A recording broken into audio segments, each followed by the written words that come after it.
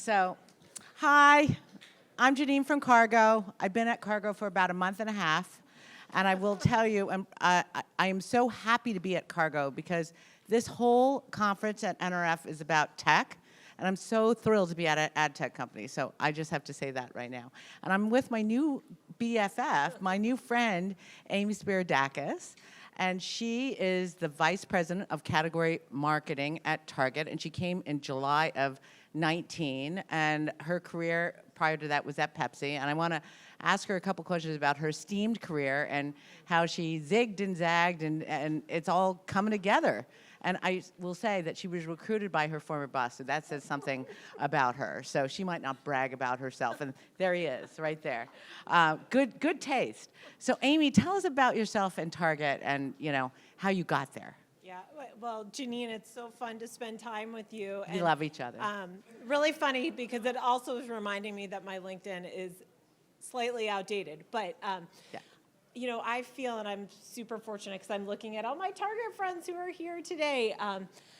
It's fun to be back in New York. I joined Target 3.5 years ago as a category marketing leader, right before the pandemic. So that was an interesting move. But I really began most of my marketing career with PepsiCo. So coming out of college, I knew I wanted to do business, and my parents had given me the ultimatum that they would help me with my education, but my dad was like, the day you graduate, you have a job.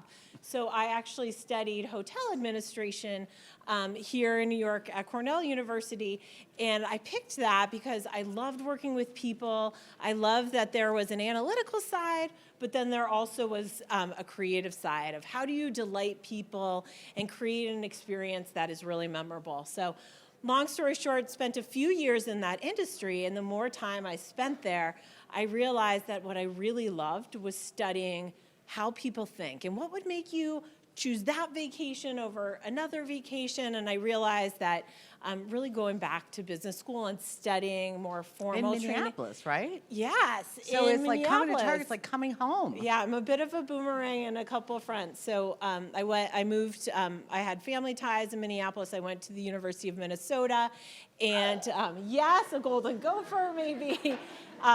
So I went there and boomeranged back to the Northeast to join PepsiCo, and was really blessed to spend 14 years there in a couple of different, many different marketing positions. And They never let you get bored. That's what I heard. They definitely did not. And a couple of my PepsiCo friends are here today too. But so amazing experiences there. And I think, many of you who are in the CPG space, this of just moving from brand marketing, where you're learning about building equity, to then innovation marketing, to how do you really then extend a brand into adjacent areas, and then also commercial marketing, where I worked not only on the food service side, so again with restaurants and hotels, but then over to the retail side. And lived in New York for 14 years, loved it, and ironically, a mentor and leader I had worked for at PepsiCo was at Target leading their marketing department. He's here today.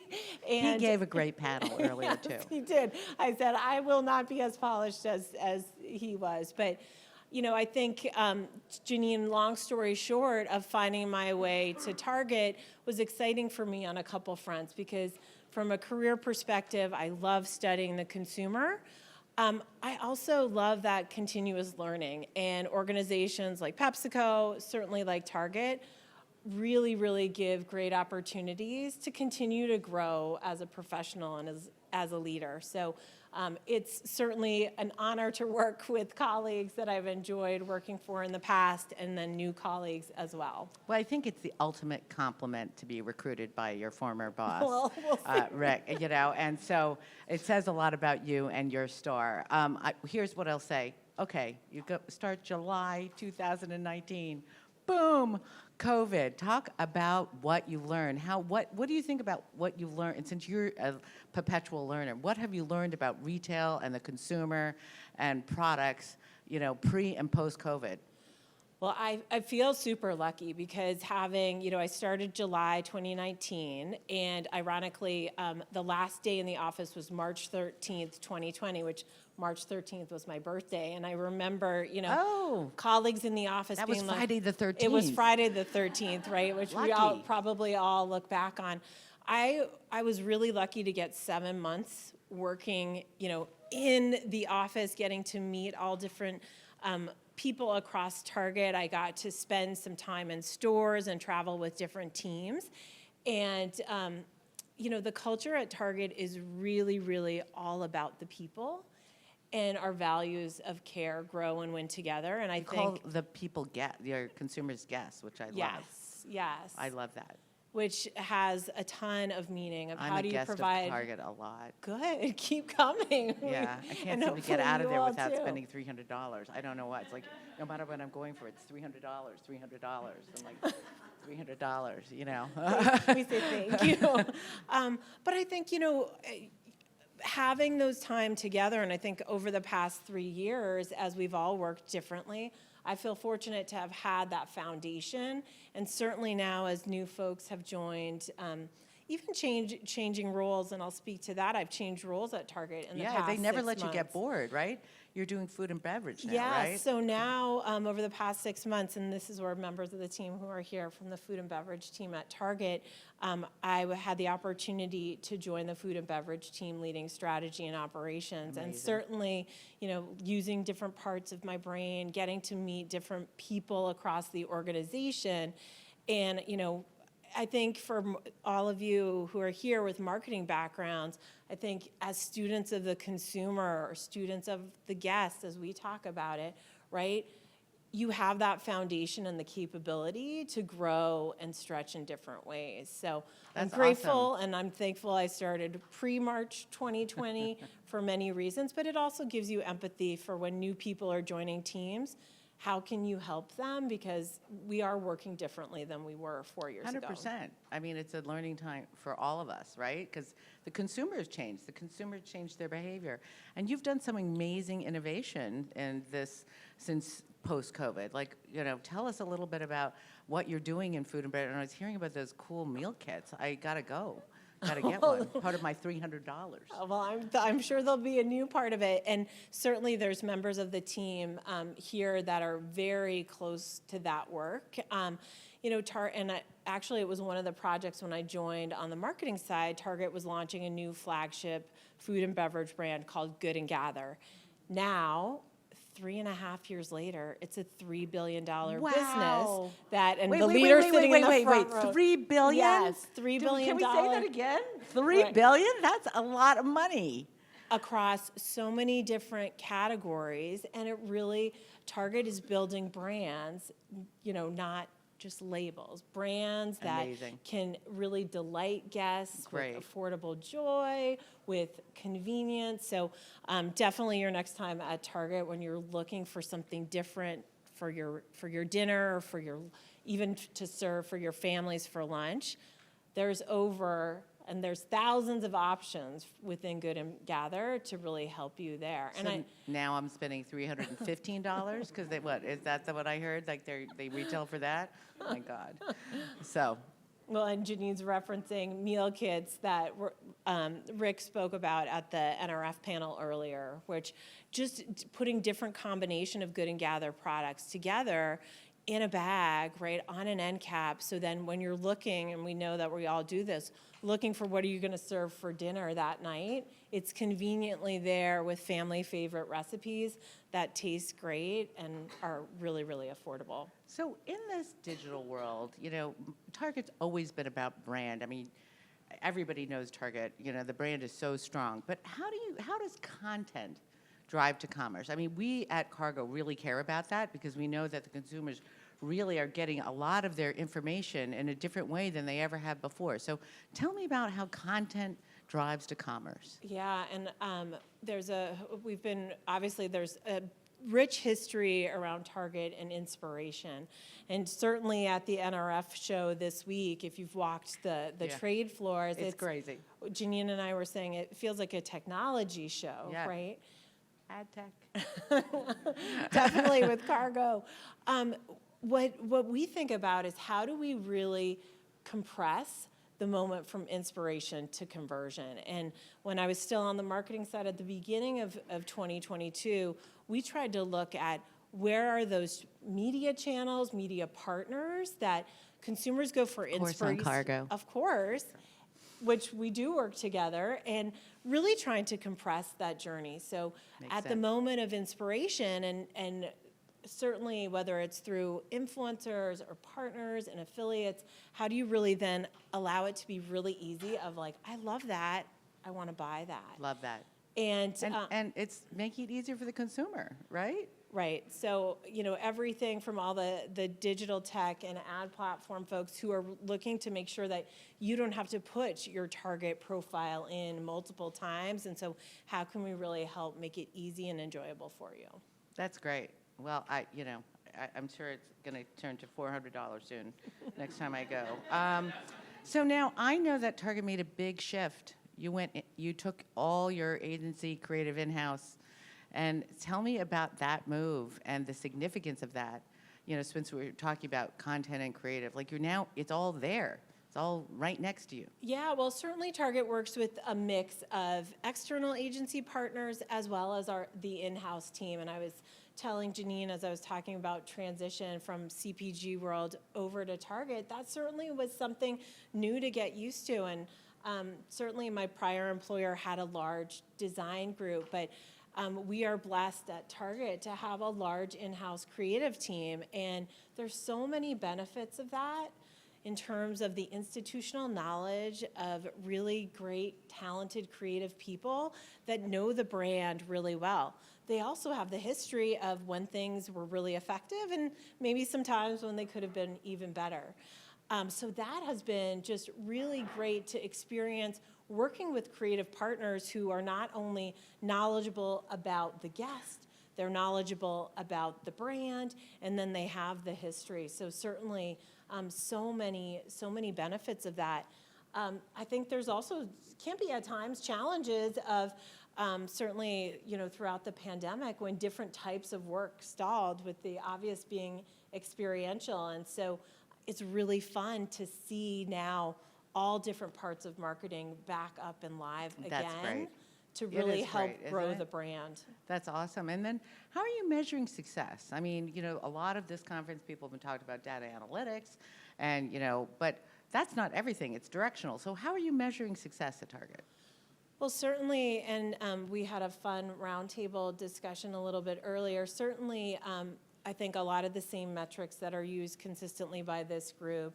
Obviously, return on ad spend is one that is either loved or maybe not so loved, but also looking at what are the short-term and the long-term metrics to look at, are you growing the brand and is equity growing, right? Are you deepening your relationship with your guests, which is closely tied there? And, I think one of the metrics we were talking about earlier, it's a bit evasive, is what is that long-term or lifetime value that you have with a guest, and seeing, are they staying with your brand, why or why not? And certainly, just trying to look at it holistically, but balance with the short term as well as the long term. Yeah, and there's a lot of personalization going on right now because different consumers react to different things. So, I mean, how are you measuring all of that since, people are not the same? For sure. And, I think it's been awesome that Target's been on a journey and really evolving its approach to segmentation. And, we're blessed to have no shortage of data, but really honing in on how is our brand performing and how are our guests engaging with all aspects of the Target experience. And so certainly understanding, is someone taking as many trips with us today as they did a year ago? How are the products that they're buying, are they expanding their portfolio of what they buy with Target or contracting? So really looking at their engagement overall and, hopefully continuing to win their loyalty and their share of wallet with our business. That's great. Can you give an example of when you had to be nimble, when you noticed something wasn't going totally right, but that you had to pivot quickly? Because I think those, I think somebody said it earlier, we all have to learn from fail fast, learn from our mistakes quickly. So give us an example of that. Yeah, and my friends from Target here, this is when Jeannine asked me about this, the first thing that popped into my head was the work that the team does around holiday. And specifically, there were a couple, I mean, this year, you know, we all have felt the pressures to be nimble. And, you know, for the food and beverage business, certainly Thanksgiving is the biggest food holiday there is in the U.S. each year. And we were seeing consumers shop differently for holiday. We started seeing competitors talk differently about their proposition. And we realized, you know, probably, you know, with less lead time than anyone would ideally want to have, that we wanted to make sure that we had a really strong value message that also highlighted the great Good and Gather and other offerings that we have. And so the team really scrambled, I'll be honest with you, early in November to say, what is going to be that message that reinforces all the investments we've made in pricing and the guest experience? And so thanks to our good partners on our communications and PR team, the team worked together on a Thanksgiving message, Thanksgiving for $5 for under $25. And That's a great message, I have to say. That's a great value message, really reinforced by the different innovation of the different kinds of Good and Gather offerings, whether it be green beans or potatoes or pies to really complete your meal. And, you know, they pitched it a couple weeks out. It drove a ton of traffic to Target.com, and it was one of the highest performing That's great. outreaches that we've done. And so, you know, we're constantly thinking about, okay, now let's make sure we're more on our front foot versus our back. But it really was a great example of moving quickly as a cross-functional team in a very short amount of time. And you said that you started this at the beginning of November? Well, we had detailed, you know, what is our pricing strategy, but seeing lots of conversations about consumers and really about the meal specifically, not, you know, necessarily about their holiday shopping, and people, you know, making trends of people are going to bring additional sides instead of being able to, you know, the host to extend it. So that convergence of listening to what's going on externally, what are we hearing guests saying, that really caused the cross-functional team to come together and say, okay, what are we going to say this November that helps drive traffic to Target for our food offerings? Really taking advantage of information in real time. I love it. That's great. I'm going to celebrate my Thanksgiving with you guys next year. I love it. So now, you know, we all talk about, I know that you and I have talked about this because purpose and equality and using our positions in the workforce to bring people together has always been important to us. But in this day and age, consumers really care about purpose, and they want to know what a company's values are. So can you talk a little bit about Target's efforts around DE&IB and everything that you stand for, the values of the company, and how you're translating that for consumers or guests? For sure, and I think that's one of the things that makes Target, of really being anchored in the culture. And I'll tell you, as someone, I still say I feel relatively new to Target, only having been there 3.5 years, of the how the work is done is as important as what the results are. 100%. And I think, you know, as a team member and as an employee, that really sets the tone. If in your meetings and in your discussions, you start with the how. And Target's values, as I mentioned before, the pillars of the culture are care, grow, and win together. And wait, let's say that again. Care, grow, and win together. I love that. That's like so simple. We all should, it's like, you know, the golden rule, right? Well, and I, again, I feel very fortunate that I see it come to life consistently. And, you know, I think by starting with the how, right, and making sure that we're showing the care for the team as well as for the guest, hopefully then it extends to the experience that you all have as guests of Target, that you see that care go through. Certainly is complemented by the appetite and the drive for growth. but it's really balanced in this idea of winning together. And I think that idea of team is really, really clear, that it's not one person's efforts, it's the efforts of the team and the group to deliver it. Well, I mean, Target has always walked the walk and talked the talk, right? Like, you support diverse suppliers, you make sure that there's inclusion. Your ads have always been, showcasing authentic portrayal of many groups. I've always been impressed by that, and so it's great to see a culture that's so committed to inclusion. And that was another thing that actually stood out to me when I joined Target, was that anyone I talked to, whether it be marketing or supply chain or on the own brand design team, they could all recite the company's purpose of That's helping great. all families discover the Like the joys Pledge of of everyday Allegiance. life. I It was love it. exactly like I that. love it. And so I think that, again, carries through the culture, and then the commitments. I know you asked about DE&I.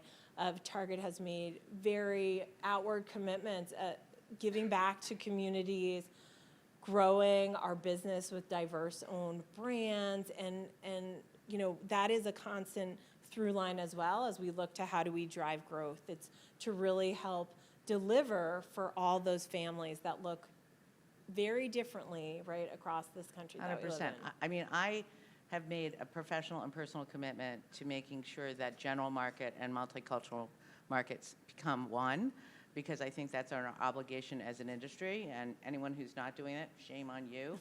But we all do have that responsibility together. So it's great to see that Target's walking the walk and talking the talk. So, 2023, it looks like it's going to be a crazy year. There's a lot of predictions that we don't know if they're going to happen, and uncertainty relative to economic times. But there's also a lot of things to be excited about. So tell me, about how you and your team are approaching 2023, and, what are you cautious about and what are you excited about? Yeah, I mean, I certainly, and it's here we are, just January. Is it only January? Yeah, it's a long January so far, but it certainly feels like staying close to the consumer and the guest and understanding what their needs are. I mean, that's always important, but it does feel, with the uncertainty in the economy as well as socio-political climate, like there's Is no... there anything going on? Yeah, some wars. But staying close to the guest, and more important now than ever, given the speed of change, staying close to our teams, because how that's affecting them is 100%. really, really critical. So that's... You're only as good as your team, right? 100%. I have my team here too. Love you. And your partners would be another one. I mean, I think having the opportunity to work, we have national brand partners in addition to the own brands that Target develops. So they have a great pulse on what they're seeing. So staying connected, number one thing. I think as I think about what I'm excited about, and for my Target friends here, this team within food and beverage has amazing momentum. So for 2022 was a challenging year, but they delivered double-digit growth on top of double-digit growth for 2021. Wow. And so I think that there's Can I just touch you? Oh, That's well, great. touch them. That's where like all the That's great. glitter No, and no, the... it has to be. It's good luck. Okay. But that's pretty fun of, as we start a new year, I feel really lucky to be on a team that has momentum, and it's certainly not going to be without challenges, but the talent of the people on the team and the positive collaboration and creativity, that certainly, just makes the obstacles feel like they can be surmountable. So That's great. I'm excited about that. We have a great new part of our team overseas that has just started to work with us, so I'm excited about building that. And then on the personal side, I was telling Jeannine, I have two younger kids. We really haven't traveled internationally, and moving and then COVID, this is kind of the year that my husband and I said, okay, we went to Canada last summer, and they said, meanwhile, I have Canadian ties. They said, that doesn't really count, Mom. That's still here. So I'm excited to get a couple, hopefully. So where are you going to go? Well, one trip is confirmed for Costa Rica in March, which if anyone who's been to Minnesota through the winter, by the time March comes, you're really ready to see like you do here, some green grass and some leaves. So I'm really excited about that. And then maybe we'll see how the Costa Rica trip does. But we've talked. We have a couple of a French student is our 8th grade daughter. So we've talked about going, trying to go to France sometime in the summer. Well, so. I'm happy to come along in your suitcase. Well, that since sounds really fun. We know we travel I together, know. but let me ask Yes. you the same question. What are you looking forward to in 2023? Well, first of all, I want all our businesses to grow. You know, I look forward. I'm a perpetual optimist. I think you said that on the stage. So I think 2023 is going to be awesome, and I'm trying to manifest that for everybody and all consumers as well. I think, you know, look, I would like to think that the economy isn't going to be as bad as everyone predicts. You know, I'm hoping that it's going to be better, and we're all going to be surprised. But, you know, I do believe in the same thing you do. Like, I think if you surround yourself with good people, all things take care of themselves. And, you know, my mother always used to say, my dear mother, she used to say, flowers grow out of the dirt. So you can't even be, like, negative about when things go wrong, because beautiful things will sprout when things go bad. So I'm very optimistic about 2023. You know, we should all go to a psychic and try to figure out what's going to happen. But I think good things are going to happen. But I do think that the consumer is smarter than they were before. And they're smarter because they had to spend 2 years at home, and they learned how to do things differently, and they're going to be more demanding on companies and brands to do the right thing, and they want to be met where they want to be met. So I'm excited to solve those problems for those consumers. And I know we're going to close, but you actually took on a new opportunity a month ago. So Yeah. speak a little bit about your role Well, with I hate the fact that the Kargo. interviewee is now turning it on the interviewer. So yeah, I was the president of See Her, which is a very important mission for me, all about diversity, equity, inclusion, and the appropriate portrayals of women and girl in media marketing. And I came to Kargo because I wanted to learn about ad tech, but I also came to Kargo because we have incredible technology to help us scale, to help multicultural audiences amplify their content.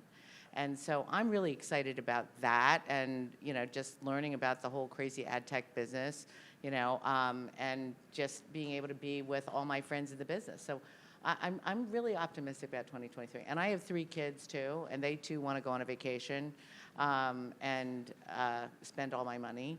And so I look forward to going to Target to get ready for that. Awesome. We'd love to have you. Yes.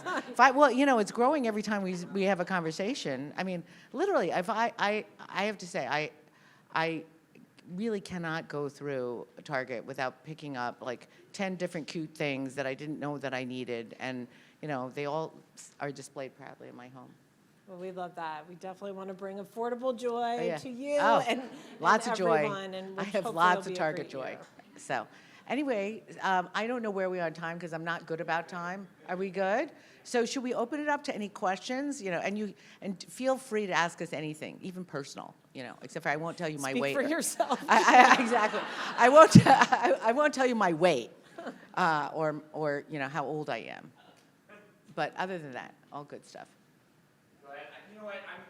Some people like really. I'm just gonna do the Okay. mic for good measure, because no offense to y'all, but I think you sometimes have a different view of projection. So stand up, please. What's your name and where you're from, and ask your question. Hello.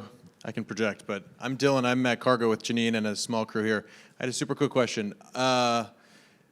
Big retailer, but also owner of a ton of Target-owned products. Are there lessons that you take from the direct-to-consumer movement as it relates to either of those?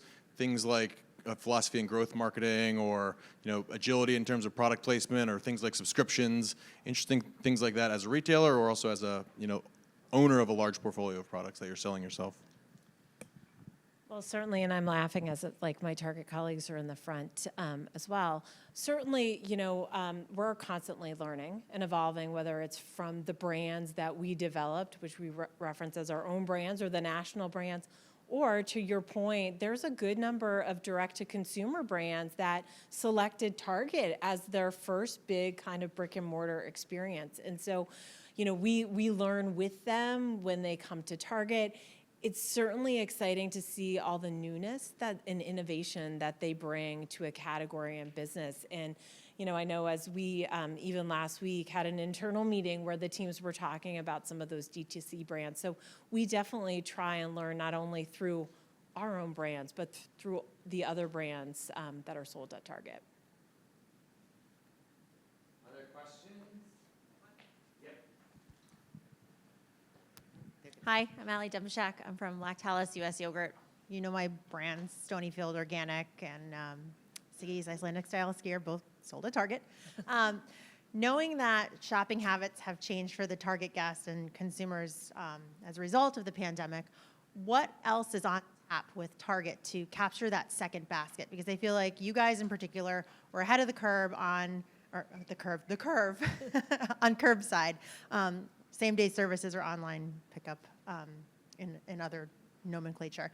So I was just curious what else is on tap to kind of, because we're seeing this a lot, right? Mm-hmm. Consumers or guests are placing their orders for perhaps grocery items, yogurt, right? And then picking up their order and then going into store and browsing around for everything else. So what are some strategies to kind of grab that second basket? Yeah, it's a great question, and certainly it's been fun to see the insights not only from those that we have internally, but also from partners like Stonyfield and others as well. I mean, certainly we're looking at how do we continuously evolve the guest experience to take advantage of that behavior, because to your point, you'll place your drive-up order for maybe those essentials that you know you need for your week, but we see guests coming in because they just love to shop the aisles of Target. And so, continuing to make sure that we have the right type of store experience that allows them to explore and experience new products is certainly that. And then we're also looking actively at the digital experience, because people will be right on their Target app as they shop the aisles. And so we're thinking about how do we continuously evolve the digital experience in addition to the store experience to really make sure that we are delivering for them and evolving the experience overall. I'll admit, personally, I've got a bit of a love-hate, because rarely do I come home from somewhere outside of the house and I don't get a text from my wife that's like, by the way, just stop in real quick, let me know when you're there, what number are you at, and they'll bring it out to you.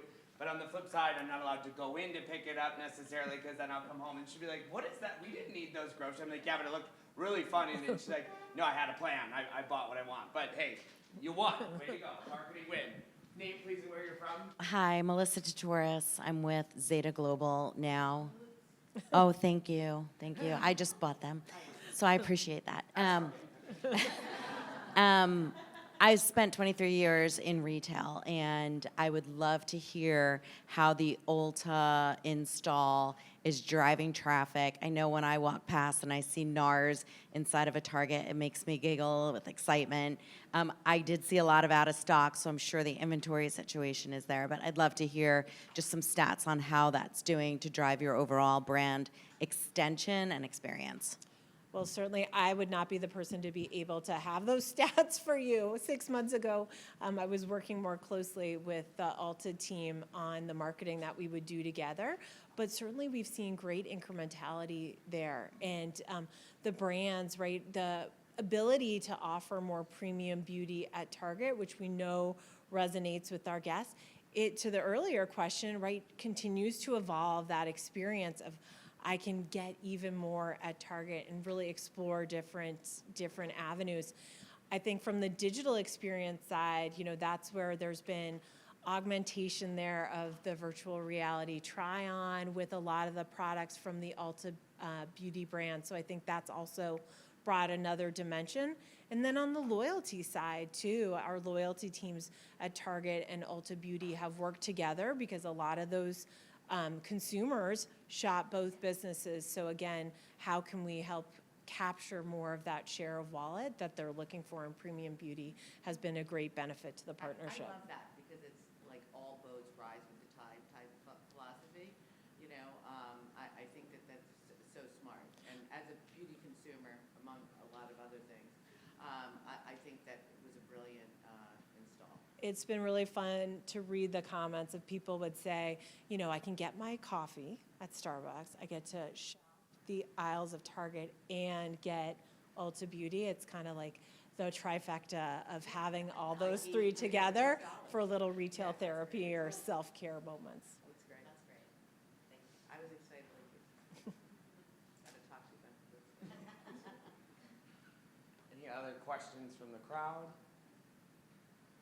Awesome. Okay, well, I will say, thank you. And truly, as a fellow Minnesotan, you gotta love the hometown heroes. I'm so glad to see you there, right? I was like, wait, there's a lot of you? Can't wait to meet you all. But honestly, right, we've had a lot of amazing brands and things here today. But truly, I mean, I would be remiss to say, growing up in Minnesota, it is one of those, to your point, like when you said, like, that's what makes us Target, right? And you like hear about Target going to the University of Minnesota, like, they teach you about Target. It is just incredible and a big testament to your whole team of what you've been able to do. And also so fun for me, and again, a lot of brands do it well, but to see the consistency in how you show up no matter where. And again, naively when I was growing up, like I just thought Target was our thing, right? And then I learned like it's not, and that's fine. We'll share it with all of you, but it really is impressive to see and a testament. And I can't wait to connect because I didn't think there were any other Minnesotans here, so this is amazing. But huge round of applause for these two. Way to go.